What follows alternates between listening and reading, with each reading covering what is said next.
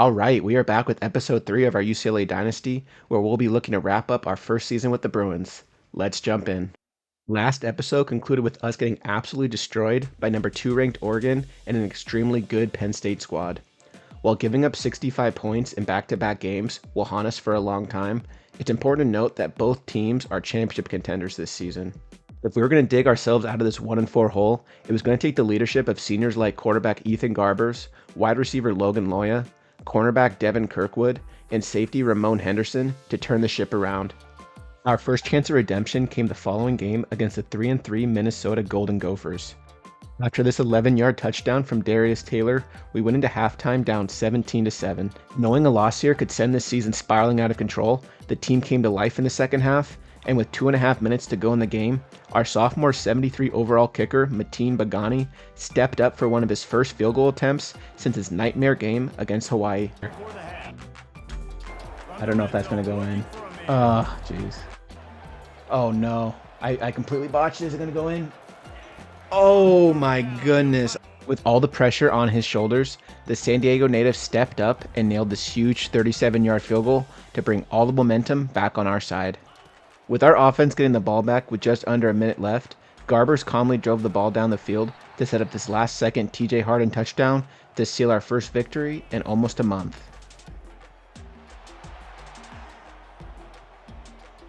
Following week, our Bruins traveled over 3,000 miles to New Brunswick, New Jersey to face 4-2 Rutgers in what was easily our wildest game to date.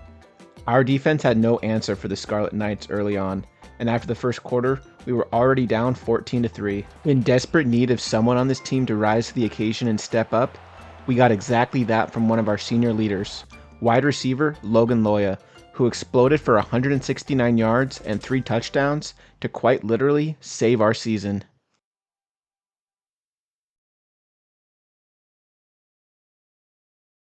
But Rutgers wasn't going to quit, especially at home, and before we knew it, we saw our 2-score lead about to slip away at the beginning of the fourth quarter. After Rutgers took a 3-point lead with 3 minutes left with this big field goal, I knew it was time for me to put a clean shirt on, fix my hair, and hop on camera to finish this game out. 2nd and 9. I have a few options here. I might hit Titus on the drag route or maybe Sturdivant on the far left. Ooh, he just barely catches it. He's still going. He's going to the 15-yard line. Very, very, very close call. Sturdivant luckily comes down with it, but it easily could have been intercepted. I think Sturdivant just got his body in front of that. Kind of boxed him out just a little bit. Keegan Jones going to cut back. He's going to get it 9, 10, 11 yards. Going to put us down to 2nd and inches here. It's intense. Closest game so far this season. This is the first time in this game I've tried a QB sneak. This play just felt right to me. 9 seconds left. Can Gabbers get it in? And he does. We might have just had the... Oh, we might have just done it there, guys. We did in fact do it, and just like that, we were on our very first winning streak of the season thanks to the monster game from Logan Loya and our quarterback Ethan Garbers, who had by far the best game of his career. With my heart rate still going a mile a minute, I was eager to try and win our 3rd game in a row, and jumped right into our road game against the Nebraska Cornhuskers. I almost immediately regretted that decision because this game was super boring. There was only 13 combined points for nearly 3 full quarters until Mateen Bagani had a chance to be a hero again and extend our lead, but his kick went just left. This gave Nebraska new life, and the Cornhuskers marched right down the field in what proved to be the game-winning drive. Luckily, our next game against Iowa more than made up for our snooze fest against Nebraska, with nearly 100 combined points between both teams. First highlight of the game came when I wanted to take a gamble and put athletic freshman quarterback DeMarcus Davis in the game on 4th and 2 in the first quarter. With the defense expecting us to run the ball, Davis lofted a perfect pass over the defense, finding tight end Maliki Mataveo in the back of the end zone. Feeling like I couldn't take Davis off the field after that great pass, I kept him on the field for our next drive, which ended up paying huge dividends. This guy is the real deal, guys. Maybe playing the rest of the game. This guy has a future. Despite me thinking we had just found the savior of this program, Davis cooled off in the second quarter and proved he'll have to wait a little bit longer until he's ready to be our full-time starter.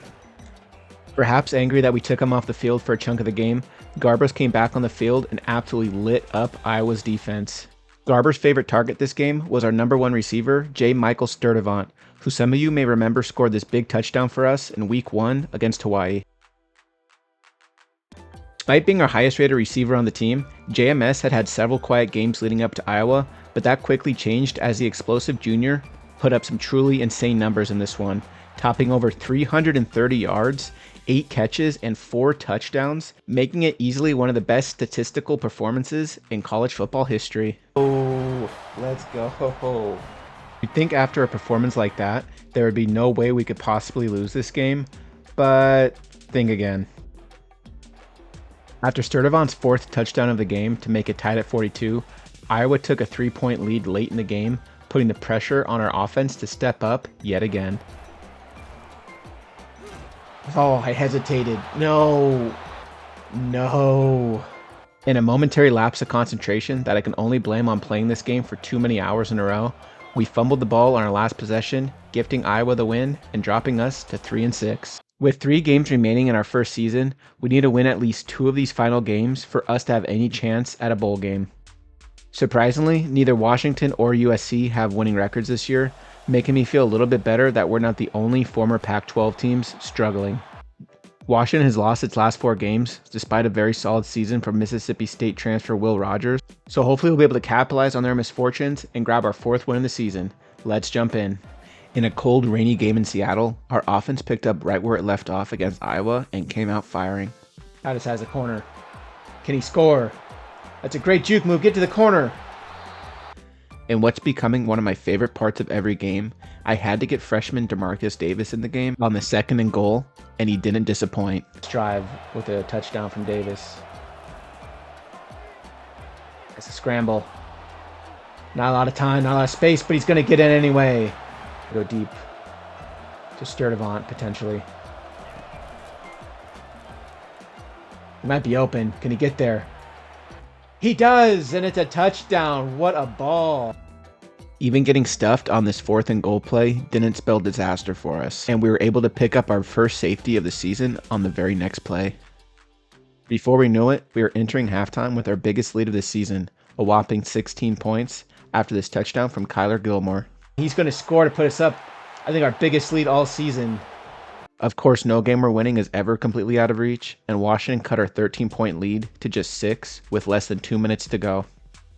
As we continue to work Davis more and more into the offense, I put the ball in our freshman's hands once again when we needed one more first down to seal the game. Just once again. We need one more first down. I think he gives us the best chance to get it with his feet. Come on, get there to the corner. His 8-yard run ultimately helped us ice the game and give us our crucial 4th win to keep our bowl game hopes alive. This gives us huge momentum going into USC next week, which is going to be probably our biggest game of the year. Our next game against USC, being the most important game of the season, is definitely no understatement. As you can probably tell from the thumbnail and title of this video, our rivalry has heated up in recent weeks after what the Trojans have done to us in the recruiting game. Byron Celestin, the 4-star defensive tackle, number 12 at his position, is still interested in us. USC's definitely been a thorn on our side in recruiting so far. Lynn Johns is probably my favorite defensive recruit right now. He's luckily number 1 on our list. USC's right on our tails though, so we're going to have to really impress him. Marcel Office, again, we have USC to compete with. They have a little bit of an edge on us, but this guy looks really, really good as well. Throughout our first season, the Trojans have been the team we've constantly lost out to for top recruits. And while the Trojans sit comfortably with the 16th best recruiting class so far, with 11 4-star recruits, we've failed to really bring in any top recruits so far, and currently have the 59th best class with 9 3-stars. While that doesn't sound too bad on paper, we have nearly 30 seniors on this year's team that we'll need to somehow replace heading into 2025. So there are a few guys I actually do like in this recruiting class, and one of them is Bryce Olszewski. He's a 38th ranked linebacker out of Arizona. And another is Matt Wentz, who's a left outside linebacker, and he's 14th in the nation. Another guy I was really happy to bring in, and it definitely fills a position of need, is Kai Combs, a cornerback. He is 6'1", 77th ranked cornerback. Not the best in the world, but we definitely need a lot of depth in that position. All of our cornerbacks are basically leaving, so he was a big signing. And then similarly, I also like Gervonta Ham, who also is a cornerback. Far, and this is a little worrisome in my opinion, but so far the only receiver we have gotten so far to commit is 6'5" Tommy Haynes. We do lose quite a few of our receivers after this season, and we did bring in a couple of linemen, which is nice because 3 of our 5 starting O-linemen are seniors. We brought in Trevon Moser, and we also brought in Julius Davis. So I thought it would be important to just kind of update people on Garrison Webb. You guys might have remembered from the first couple episodes, we were really high on him at quarterback. Garrison Webb, 4-star quarterback out of Upland, California, does have us top on our list. He did end up going to Arizona, but as the season's kind of gone along and we've seen the emergence of Demarcus Davis, and I have to also give a shout out to one of the commenters in my last video for bringing up Henry Hasselback on our team. I started to feel less and less stressed about losing out on Webb. So before we jump into the USC game and fight for the victory bell, I do want to give a quick update on USC so far this year. Surprisingly, they're only 5-5, and they're 3-5 in conference, which we're actually doing slightly better than them at, which is surprising. So one of the big things of note that I did just notice is that USC's offensive line is absolutely destroyed. They have 3 O-lineman injuries, and we have to make sure that we bring as much pressure as possible during this game. As far as guys to look out for, I think Miller Moss is an obvious one. He's our junior quarterback. He has 25 touchdowns, a little over 3,000 yards. He's going to be very difficult to stop, even with a banged-up offensive line. So over at receiver, these guys are absolutely stacked. They have 3 really good receivers in Kieran Hudson, Deuce Robinson, and Zachariah Branch. These guys have combined for 22 out of Miller Moss's 25 touchdowns, and all 3 of these guys are going to be really hard to stop. And just to point out on defense, their D-line is really productive. Their left end, Anthony Lucas, has 7 sacks, and Bear Alexander has 10 sacks. So we're going to have to get the ball out quick and try to do a lot of outside runs. With that being said, guys, I know you're looking forward to it. I know I definitely am. Let's take on USC. Let's try to get some revenge for them stealing all our good recruits, and let's hopefully get a huge win. Let's go. Battle for the victory bell. We did win this by 18 points last year. Don't know if I'm expecting the same to be this year, but that would be great. USC's going to send the running back in motion here. I believe that the branch is going to be wide open for a 9-yard gain. And they are cooking the USC offense. They are already down to our 24-yard line in 3 short plays. Our defense doesn't really know what hit them, which has kind of been the case all season, it seems like, but got to stiffen up here. They have 2 running backs in the backfield. It's thinking it might be a run. It is, and let's stuff them. There we go. We are in a decent spot here if we get some pressure. Do a read option. Miller Moss gets a little confident there. Unfortunately, we don't fall on it, but it is going to be 3rd and 20. That's a great start so far from the defense. That's a big way to step up. But USC is going to take a lead here. And it seems like no matter how I change the kicking sliders, the AI is just banging kicks on us left and right. That was a 51-yarder that he just easily made. But it wouldn't take long for USC to turn those field goals into touchdowns. And we are getting in the backfield, but we just can't make any plays. Oh my goodness, missed tackle here, missed tackle there, and they're going to walk in for a 50-yard touchdown run. So as has been the case pretty much all season, we are down by multiple scores here just a few minutes into the ball game. We do fit in a tight pass to Logan Loya, but he drops it. With us desperately needing someone to step up on this offense and give this team a spark, we turn to none other than J. Michael Sturdivant. That is a nice pass to Sturdivant. He stays in bounds. And he's going to the 30-yard line, the 20. He is down at the 29-yard line after a huge, huge run. I think that puts him over 1,000 yards on the season. At 1st and 10 on the 16. This has been a really good response after that really bad start. I think Titus might be open. If we can nail it. Oh, even with the decent defending, we fit that in for a touchdown. It's going to be 10-7, assuming we make that extra point. 10 on the 13. But Miller Moss is going to find their tight end wide open. We don't even get a hand on him until he gets all the way down again to our 18-yard line. We might need to score almost 60 points here today, guys, if we're going to have any chance. Okay, 3rd and goal from the 1. We have to basically bring every single person to try to make this stop here. Miller Moss. Oh, this guy. And just like that, before you knew it, we were down by 20 points with only 2.5 minutes to go before half. Desperately needing points before we went to halftime, knowing we would get the ball in the third quarter, we told Ethan Garbers just to do his thing and let it rip. Gilmore might have a seam. He might be open.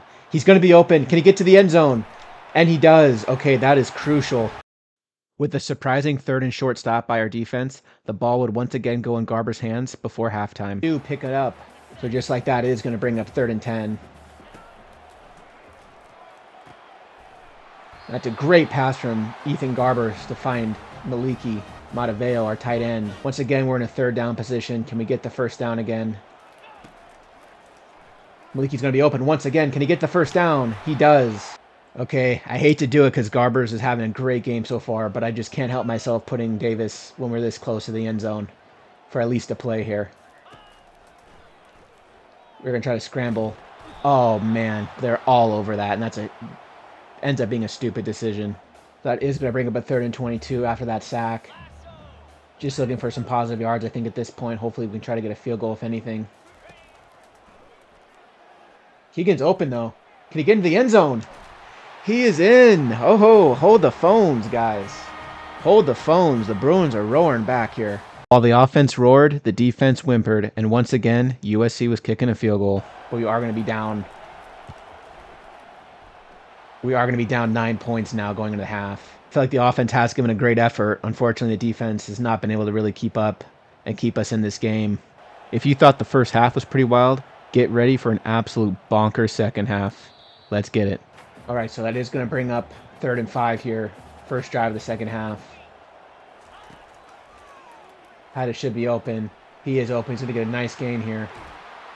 And more, put us down to midfield. Garbers is lighting up the defense almost 300 yards already. We are going to go deep here and take a chance. Instead, we're going to find Maliki. Oh, but the safety comes down. And did he catch that? No way. This is just the difference in talent, I feel like, between both of these teams. What a play by number 19 on USC. So with this field goal, we're going to be down by 12 points. This kicker just can't miss. There should be a little bit of an opening here in the middle. We're going to get that and some. Come on, TJ. Come on, TJ. And that's a huge run to the 12. I do like this play with Pierre, our backup tight end normally. It is open on the flat. It's going to get down to the 3rd and 1. I love this play with Davis. It's worked a few times this season already. It's kind of our version of the Wildcat. He is going to try to take it in the end zone here on this big 3rd and 1 play. There's an opening, and he is in. That's once again going to put this game into single digits. Have him on a 3rd and 4. We have not stopped them one time. I think they've scored every possession, but this is going to be a huge play here. Is he going to be short? He's going to be short. They're going to be punting it. Oh my goodness, we're going to force a punt here, I think. Everyone please do a prayer that we do not run into the punter. They do not do a fake here. And we are going to get the ball, and he is going to kick it into the end zone, so we are going to get fairly decent field position here. Sturdivant is on fire right now. He may try to look his way deep if it's open. Maliki is open once again, and he is just shredding this USC defense. Down to this 4th quarter, guys. This is our biggest... This is our Super Bowl, basically, this year. Keegan Jones going to start us off this quarter. He finally finds a nice opening. Probably going to be Sturdivant or Titus on the right. Not really a great ball, but we do get 5 on that. We're definitely going to be going for it on 4th down if we don't get it. I do kind of like the run here.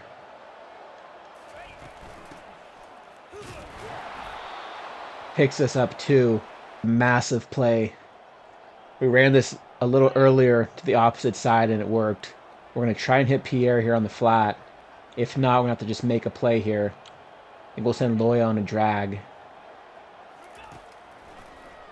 He should be open. And he gets it in by maybe half a yard. That is a massive catch. I don't trust our defense to stop him for this next drive, to be honest with you. So I kind of want to give ourselves enough time. We're going to have some space, though. Look at Garbers.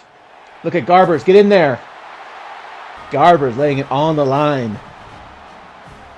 His last rivalry game for UCLA, and he delivers with an amazing drive right there. We are going to go for 2. We are going to go for 2. Ethan Garber is just putting his head down. Taking a big hit at the end there too, but he's going to give us a huge lead.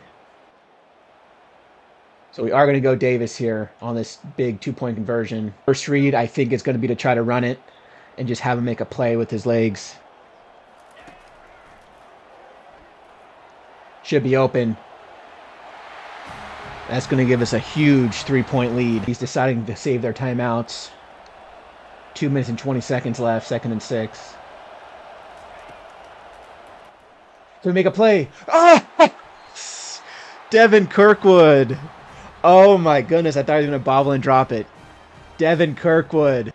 So biggest play of the season probably. We are going to go with Davis. Garber's had a great game. We are going to try to throw him off here with a little play action. If no one's open, we're just going to run it. Sturdivant might be open deep. Oh. Just like that, it was already 4th down. Man, a 47-yard field goal. I do not feel very good about that, to be honest. I'm going to trot out Maheen here, see if I feel comfortable. I don't feel that bad. We're going to go for it. Oh. Should have just ran it on 3rd down, kept the clock running. The defense made a massive stop last time. Can they do it one more time? Do they have one more stop in them? Is going to be the big question. We can't allow them to keep picking up the huge chunk plays. Every time they get a 1st down, the clock stops to move the chains. Got to get a sack or pressure here. Oh my gosh. Yeah, we're going to have to just let him score here. Save our 2 timeouts. But it's at 3rd and 10. Our backs are against the wall now. We have a minute left. The guy on Sturdivant is very tight on him. I'm going to be banking on and hoping that he can beat him, and maybe we can have a deep shot here. It might be open. Can he beat him? Can he outrun it? Oh. Dang it, it was so close. Better throw. That's a touchdown. It's going to put us at 4th and 10 here.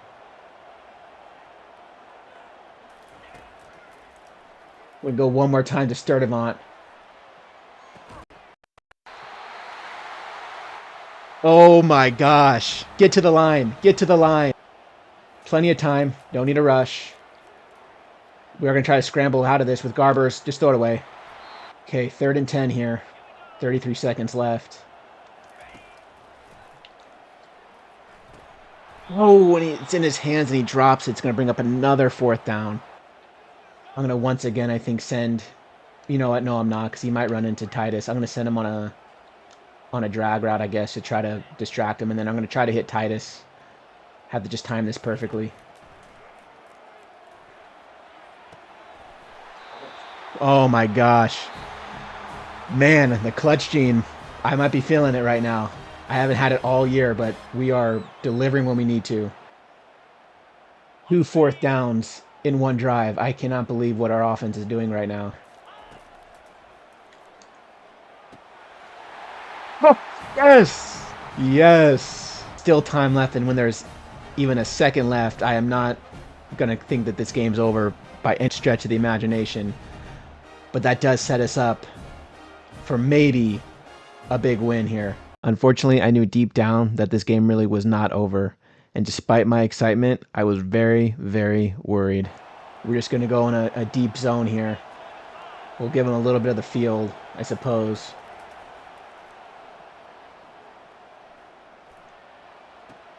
Don't want them to get that much space, though. It'll be 10 seconds left. This is the biggest play of the game. They go short. Only 5 yards. They're going to bring out the kicker. Oh, my gosh. I'm going to ice him. Despite my best efforts, I knew there was no chance this kick was going to miss. It's all going to come down to this.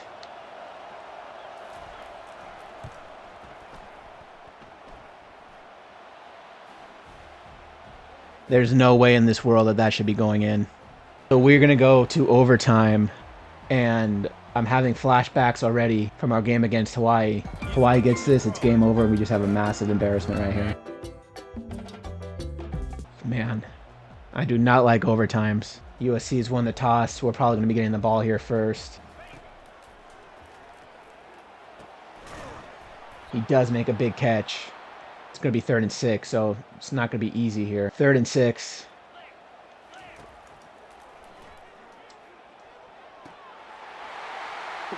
And I did not feel confident in that throw, to be honest with you. I saw both the coverage there. He cut at the perfect time.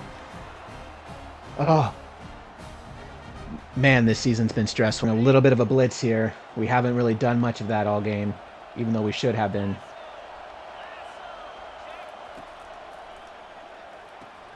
Ooh, and Kirkwood steps up again. Trying to do whatever we can to slow this defense down.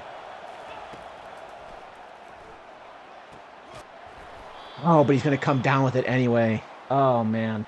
Be on our 9-yard line. 1st and goal here.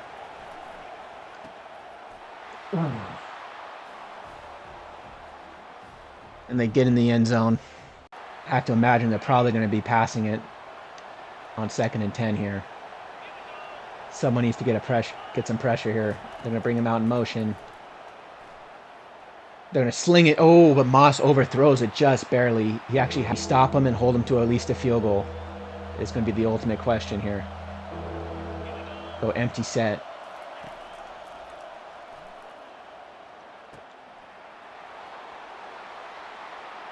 So now teams do have to go for 2. Maybe that's our only chance, really. We do stuff them. Okay, well, that gives us some life. So a touchdown, then obviously a 2-point conversion will do it for us. We're going to keep the ball in the air. Most likely go to Sturdivant. He's going to be open in space. Come on, get there. It's going to give us a big 1st down. I don't like how that linebacker or cornerback's pretty far out wide, but we're gonna just go with it. Cardinals going to get us down to the 1-yard line. I'm not going to take any chances whatsoever. We are going to go QB sneak here. Garbers just has to push his way in. And he's in. Okay, guys, 2-point conversion. We win this game. Strike the Heisman pose, buddy. You deserve it after this game. Been debating like crazy if I should go with Davis or not to try to win this game. I think we're going to go with him. Try to get out to the outside. If not, maybe hit Titus. Let's win this thing. Come on, scramble. Get there. We're going to do it. Oh, my goodness gracious. No matter what this game threw at us, no matter what their kicker did, no matter what Miller Moss, their quarterback, did, we are going to get revenge on our rivals. 58-56. Unbelievable. We were playing basketball out there, but we get the huge win. All right, guys, I think it's safe to say we should probably end the episode here. What a game. What a finish. That's going to put us at 5-6, just like USC, but we do have 5 wins now in conference. Things look a little bit brighter, at least offensively for sure. Wow, I'm still in awe about that, but I can't wait to see you guys in the next episode where we're going to finish off episode 1, hopefully play a bowl game if we make it, go through, the off season, and then we'll be ready to kick off season 2 next week.